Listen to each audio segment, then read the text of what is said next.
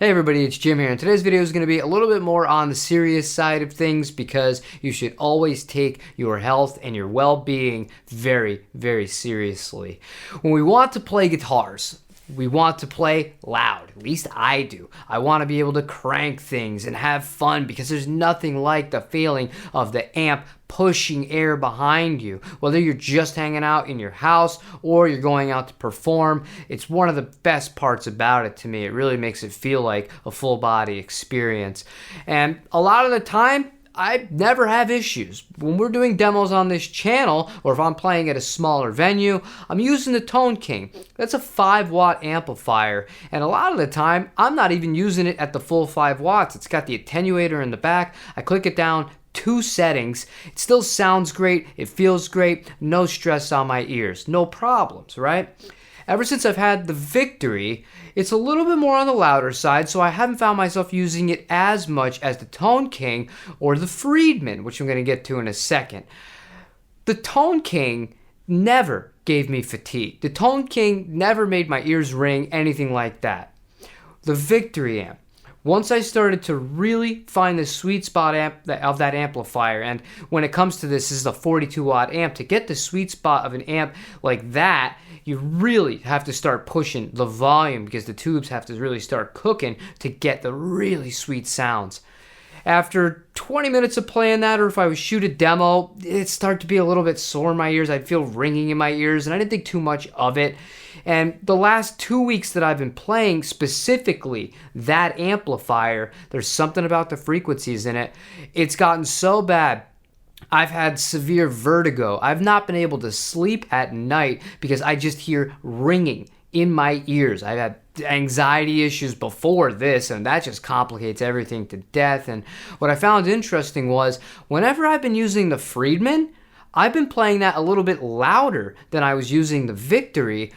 And no problem. So it's not just a volume kind of issue here. It's literally just certain sound frequencies. What something about the Victory amp is triggering it into my own body, and it really does not like it. So I actually was in such a dire need to just get rid of the thing and be done with it. I went to the Guitar Center and I traded it in and got some cash in my pocket on top of it. And we have another amplifier, and I don't want to make this about that. And I'm sure you'll see it on this channel later on. But the moral of the story is, once I was able to really pinpoint it was the Victory, I did do some research online before I sold it, and a lot of people say there are these Fender and Fender style amplifiers which that has 6L6s in it, or I'm pointing to it like it's still here, that had 6L6 tubes in it and was going for that old kind of blackface Fender sound.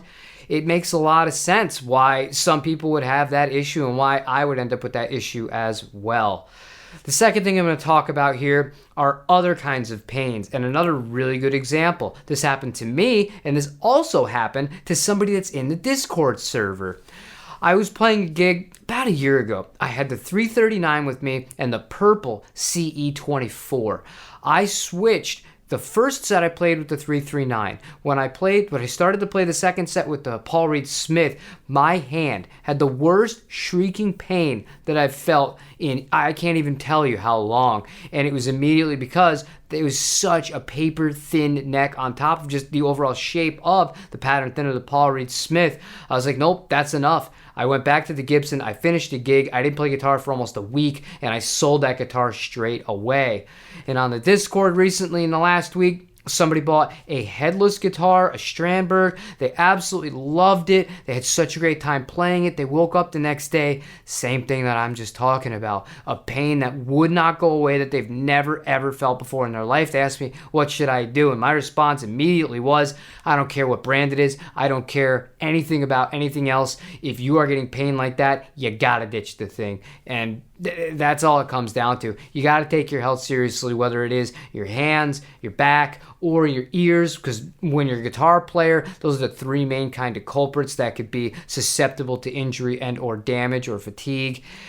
That's it, man. So right now, I would love to continue doing YouTube stuff with demos and other things like that, but I'm going to be taking a few days off, and talking to some doctors and figuring out what exactly that frequency is that's really triggering it so I can avoid it at all costs going on into the future. But let this be a little bit warning to you. Perhaps invest in an attenuator if you do have a non-master volume or a very loud amplifier and you want to get the sweet sounds out of it. And yeah, just be careful out there because you never know. And trust me, you really don't want this. And I don't have it as bad as some people do. This is early signs of it, but yeah, it's really rough when you lie down at night and you are exhausted on no sleep and you can't fall asleep because all you hear is this terrible ringing and then the anxiety and insomnia that goes along with it. Not very fun. Don't mean to make this a pity party, just telling you what's going on. Take care of yourselves, take care of each other. I'll see you on the next video. Take it easy, everybody.